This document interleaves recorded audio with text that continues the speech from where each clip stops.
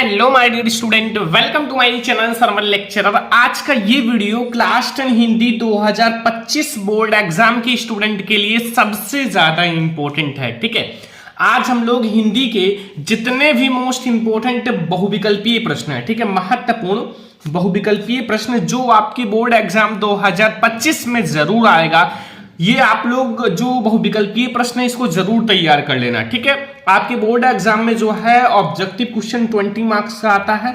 इस वीडियो को देखने के बाद आपका 20 में 20 मार्क्स जो है वो बिल्कुल फिक्स हो जाएगा। ठीक है, एक भी नंबर आपका बोर्ड एग्जाम में नहीं कटेगा। ठीक है, और ये ऐसे ऑब्जेक्टिव क्वेश्चन देखेंगे जो बोर्ड परीक्षा में 100% आएगा। तो आज के इस वीडियो को ज्यादा से ज्यादा लाइक करना, शेयर करना, अगर चैनल पर नया है तो सब्सक्राइब भी कर लेना और वीडियो को अपने फ्रेंड्स के साथ शेयर करना ताकि वो भी इस वीडियो को देखकर बहुत ही अच्छा मार्क्स ला सकें। ठीक है, तो एक एक क्वेश्चंस को ध्यान से समझना।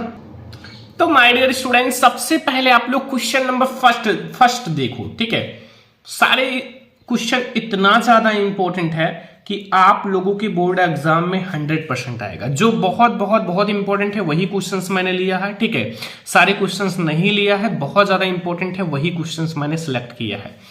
तो पहला क्वेश्चन कह रहा है रस मीमांसा के लेखक हैं।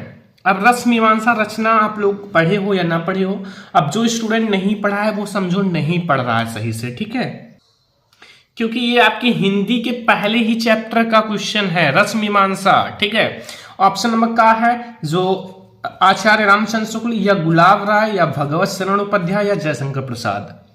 तो इस क्वेश्चन का आंसर सभी स्टूडेंट को पता होगा कि इसके जो राइटर हैं वो आचार्य रामचंद्र शुक्ल जी हैं। कौन है? आचार्य रामचंद्र शुक्ल जी। तो ये हमारा हो गया पहला क्वेश्चन, वेरी इंपॉर्टेंट है बोर्ड एग्जाम 2025 के लिए। सेकंड नंबर क्वेश्चन है जयशंकर प्रसाद का नाटक नहीं है। जयशंकर प्रसाद का इन चारों में से कौन सा नाटक है जो नहीं है? ठीक है, ध्रुव स्वामी तो जयशंकर प्रसाद का है, तो ये है। चंद्रगुप्त भी है, स्कंदगुप्त भी है, तो लहरों के राजहंस जो है वो जयशंकर प्रसाद जी का नाटक नहीं है। ये जो नाटक है ये मोहन राकेश का नाटक है। किसका है? मोहन राकेश का। ये बहुत ज्यादा इंपॉर्टेंट क्वेश्चन है। ठीक है, हो सकता है अभी आपको मिले आगे। अगला क्वेश्चन माय डियर स्टूडेंट, तो अब हम लोग देखते हैं क्वेश्चन नंबर 3। ठीक है, इसमें आप लोगों का बहुत ज्यादा इंपॉर्टेंट है। क्वेश्चन नंबर 3 है हंस पत्रिका के संपादक थे। जो हंस पत्रिका है उसके संपादक कौन थे? मुंशी प्रेमचंद्र, जयशंकर प्रसाद, निराला या फिर महादेवी वर्मा। ठीक है, तो हंस पत्रिका के संपादक कौन है? हंस पत्रिका के संपादक जो हैं वो मुंशी प्रेमचंद्र जी हैं। ठीक है, हंस पत्रिका के जो संपादक हैं वो कौन है? मुंशी प्रेमचंद्र। बहुत ज्यादा इंपॉर्टेंट क्वेश्चन है बोर्ड एग्जाम के लिए। ठीक है, क्वेश्चन नंबर 4 है कीर्ति कंकाल के लेखक हैं। जो कीर्ति कंकाल है उसके लेखक कौन है? ठीक है, आचार्य रामचंद्र शुक्ल या फिर जयशंकर प्रसाद या फिर भगवत शरण उपाध्याय या फिर जयप्रकाश भारती। तो जो कीर्ति कंकाल है उसके जो लेखक हैं वो कौन है? तो कीर्ति कंकाल के जो लेखक हैं वो जयशंकर प्रसाद जी हैं। कौन है? जयशंकर प्रसाद जी हैं कीर्ति कंकाल के लेखक या रचयिता। ठीक है, लेखक हैं। ठीक है, तो ये हमारा हो गया क्वेश्चन नंबर 4। इसमें देखो 4 क्वेश्चंस मैंने लिया है।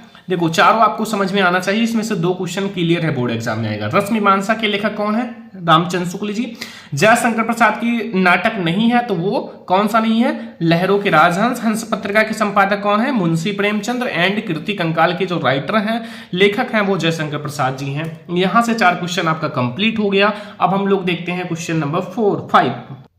क्वेश्चन नंबर 5 है माय डियर स्टूडेंट शुक्ल युग के लेखक नहीं है।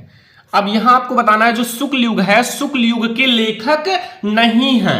कौन नहीं है? जयशंकर प्रसाद जी, प्रेमचंद्र, रामचंद्र शुक्ल या भारतेंद्र हरिश्चंद्र। तो शुक्ल युग के जो लेखक नहीं है वो हैं भारतेंद्र हरिश्चंद्र जी। ठीक है, देखो भारतेंद्र हरिश्चंद्र जी जो हैं वो शुक्ल युग के लेखक नहीं है और जो आपके हैं वो शुक्ल युग के लेखक हैं। ठीक है, क्वेश्चन नंबर 6 है उपन्यास भूले बिसरे चित्र के लेखक हैं। जो उपन्यास भूले बिसरे चित्र है उसके लेखक कौन है? ठीक है, उपन्यास भूले बिसरे चित्र के लेखक प्रेमचंद्र, खा है भगवती चरण वर्मा, यशपाल या वृंदावन लाल वर्मा। तो उपन्यास जो हमारा है भूले बिसरे चित्र, इसके लेखक कौन है? बहुत ज्यादा इंपॉर्टेंट क्वेश्चन है। तो उपन्यास भूले बिसरे चित्र के लेखक कौन है? भगवती चरण वर्मा जी। कौन है? भगवती चरण वर्मा जी हैं उपन्यास भूले बिसरे चित्र के लेखक। ठीक है, तो ये हमारा हो गया क्वेश्चन नंबर 6 और ये भी बहुत ज्यादा बोर्ड एग्जाम के लिए इंपॉर्टेंट है। आपको एक एक क्वेश्चन बहुत ही ध्यान से देखना होगा। ठीक है, क्वेश्चन नंबर 7 है कलम का सिपाही के लेखक हैं। कलम का सिपाही के लेखक कौन है? कलम का सिपाही अमृत राय, यशपाल, प्रेमचंद्र या चतुर्सेन शास्त्री। तो कलम का सिपाही के लेखक कौन है? बहुत इंपॉर्टेंट क्वेश्चन है। कलम का सिपाही, कलम का सिपाही बोर्ड एग्जाम में बहुत बार आया हुआ है। ठीक है, बहुत बार आया हुआ है। तो कलम का सिपाही के जो लेखक हैं वो है अमृत राय। कौन है? अमृत राय जी हैं कलम का सिपाही के लेखक और बहुत इंपॉर्टेंट क्वेश्चन है। ठीक है, क्वेश्चन नंबर 7। क्वेश्चन नंबर 8 है लहरों के राजहंस के लेखक का नाम है। जो लहरों के राजहंस हैं उसके लेखक का नाम क्या है? लहरों के राजहंस मोहन राकेश, प्रेमघन, गुलाब राय या रामधारी सिंह दिनकर। तो लहरों के राजहंस अभी मैंने पहले ही एक क्वेश्चन कराया था। अभी जयशंकर प्रसाद की रचना नहीं है या नाटक नहीं है, तो मैंने बताया था लहरों के राजहंस और इसके मैंने राइटर भी बताया था बहुत ज्यादा इंपॉर्टेंट है। देख लो यहाँ आ चुका है। तो मोहन राकेश हैं लहरों के राजहंस के राइटर। ठीक है, मोहन राकेश। अगला क्वेश्चन, क्वेश्चन नंबर 9 है माटी हो गई सोना संस्मरण के लेखक हैं। माटी हो गई सोना संस्मरण के लेखक हैं कन्हैया लाल मिश्र प्रभाकर, देवेंद्र सत्यार्थी, माखन लाल चतुर्वेदी, राम वृक्ष बेनीपुरी। तो माटी हो गई सोना, इसके जो हमारे संस्मरण के लेखक कौन है? तो वो है कन्हैया लाल मिश्र प्रभाकर। कौन है? कन्हैया लाल मिश्र प्रभाकर। ठीक है, ये क्वेश्चन नंबर 9 है और बोर्ड एग्जाम के लिए वेरी इंपॉर्टेंट क्वेश्चन है। ठीक है, और ये क्वेश्चंस आपको कंप्लीट कर लेना है। ठीक है, तो ये हमारा 9 क्वेश्चंस कंप्लीट हो गया है। अब हम लोग देखते हैं क्वेश्चन नंबर 10।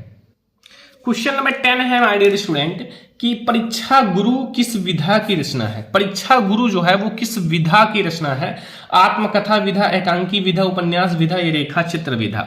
तो परीक्षा गुरु किस विधा की रचना है माय डियर स्टूडेंट? तो परीक्षा गुरु जो है वो एक उपन्यास विधा की रचना है। किस विधा की? उपन्यास विधा की रचना है। ठीक है, 11 नंबर क्वेश्चन है रीति मुक्त काव्य धारा के 2 कवियों का नाम।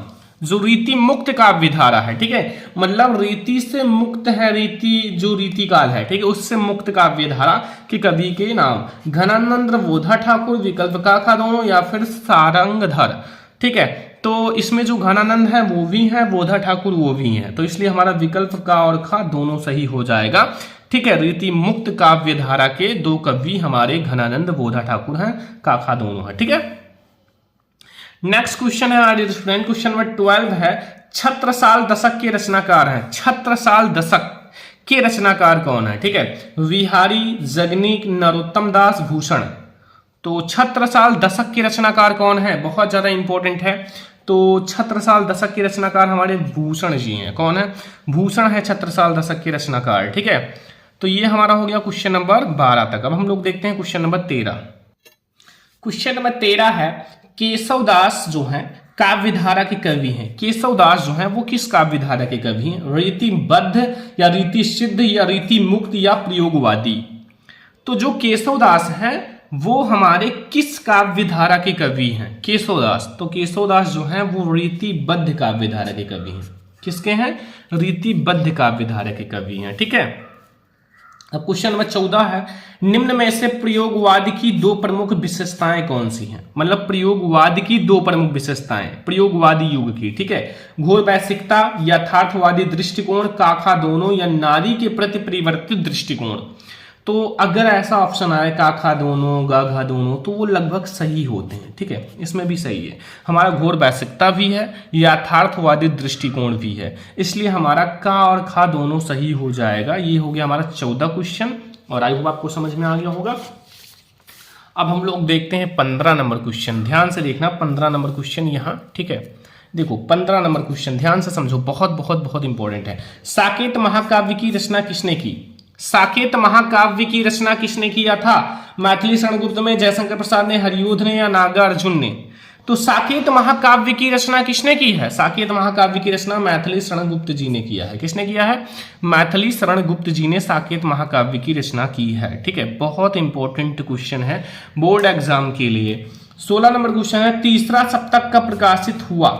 तीसरा सप्तक हमारा कब प्रकाशित हुआ था? तीसरा सप्तक, ठीक है, तो ऑप्शन है 1951 में, 1959 में, 1943 में, 1979 में।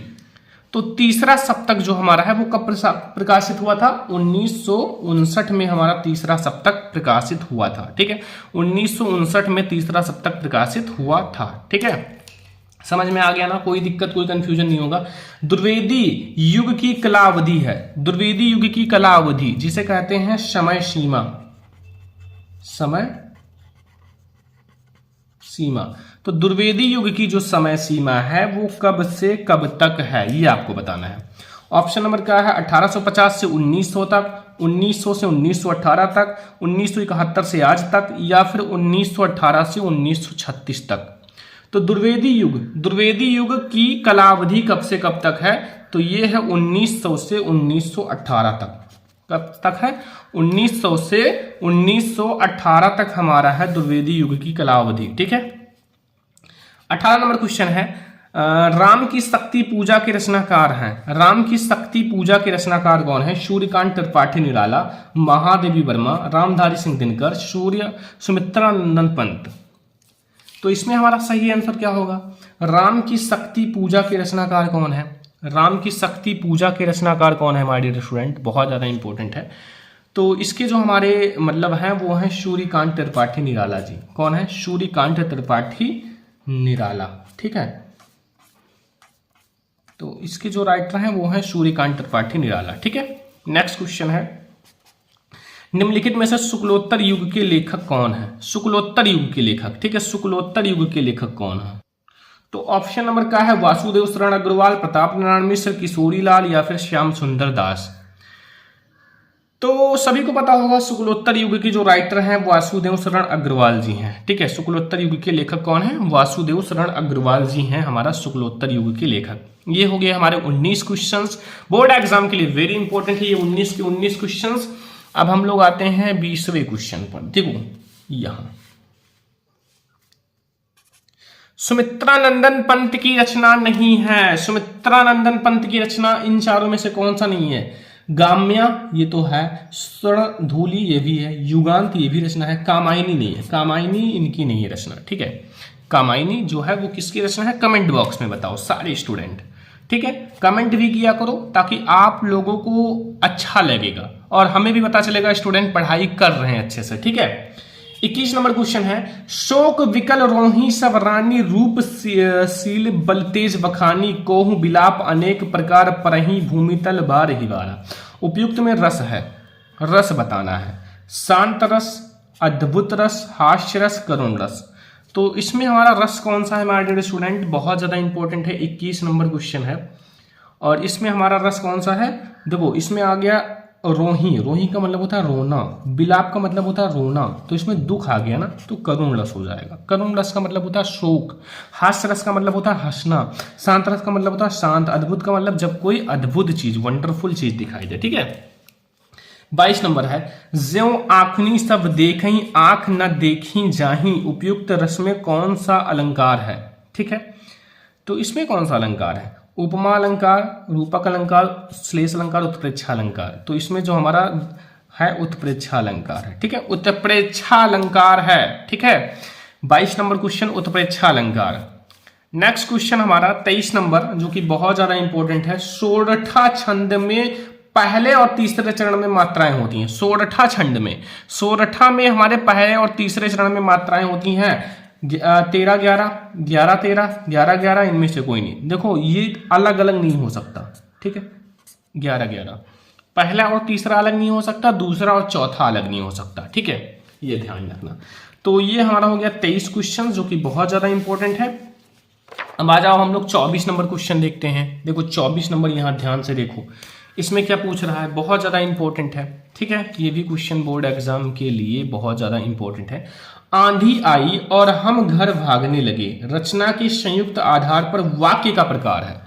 आंधी आई और शब्द आ गया ना, तो इसलिए सरल नहीं है, मिश्र भी नहीं है, ये संयुक्त है, जुड़ा हुआ है, संयुक्त है, ठीक है, कंबाइन है। तो ये हमारा संयुक्त वाक्य है। कौन सा है? संयुक्त वाक्य। बीमारी के कारण उससे उठा नहीं जा सकता, वाक्य में प्रयुक्त वाक्य है। बीमारी के कारण उससे उठा नहीं जा सकता। इसमें कौन सा वाच्य है? कृतवाच्य, भाववाच्य, कर्मवाच्य या फिर कोई नहीं? तो देखो बीमारी के कारण उससे उठा नहीं जा सकता, इसमें जो हमारा है ये भाववाच्य है। कौन सा वाच्य है? भाववाच्य है। ठीक है, भाववाच्य है। नेक्स्ट क्वेश्चन 26 नंबर, शिक्षक के साथ एक के नीचे देखो अंडरलाइन है, शिष्य भी आता है, तो ये विशेषण निजवाचक है? निजवाचक तो नहीं है, परिणाम भी नहीं है, संख्यावाचक प्रश्नवाचक भी नहीं है, संख्यावाचक है। एक का मतलब क्या है? एक संख्या है ना, तो संख्यावाचक है। ठीक है, अगर यहां आ जाता क्या शब्द तो प्रश्नवाचक हो जाता। ठीक है, नेक्स्ट क्वेश्चन 27 नंबर, परि उपसर्ग लगाकर सही शब्द बनेगा। परिपूर्ण, परामर्श, पुरुषोत्तम, प्रशिक्षण, तो ये हमारा हो जाएगा परिपूर्ण। क्या हो जाएगा? परिपूर्ण। ठीक है, तो ये हो गया 27 क्वेश्चंस बोर्ड एग्जाम के लिए, वेरी इंपॉर्टेंट है। अब हम लोग देखते हैं 28 number question. 28 number question my dear student, Panchavati में कौन सा समास है?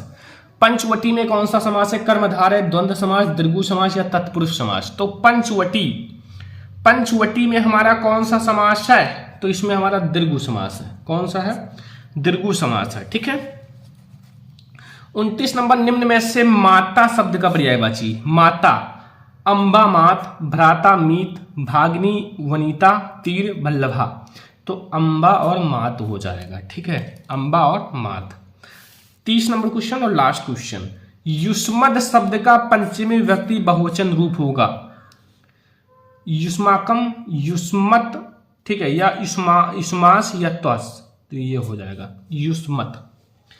तो हमने आपको 30 ऐसे मोस्ट इंपोर्टेंट ऑब्जेक्टिव बताया है, 30 ऑब्जेक्टिव जो बोर्ड एग्जाम के लिए वेरी इंपॉर्टेंट है। ठीक है, वेरी इंपॉर्टेंट है बोर्ड एग्जाम के लिए, और ये आपको बिल्कुल अच्छे से तैयार भी कर लेना है। ठीक है, ये 30 ऑब्जेक्टिव आप अच्छे से तैयार कर लो अगर बोर्ड एग्जाम में टॉपर बनना है। ठीक है, तो आज का ये वीडियो कैसा लगा कमेंट बॉक्स में जरूर बताना। आज के इस वीडियो को ज्यादा से ज्यादा लाइक करना, शेयर करना, चैनल पे नया तो सब्सक्राइब भी कर लेना। चलो हम लोग मिलते हैं नेक्स्ट इंपॉर्टेंट वीडियो में, तब तक के लिए जय हिंद।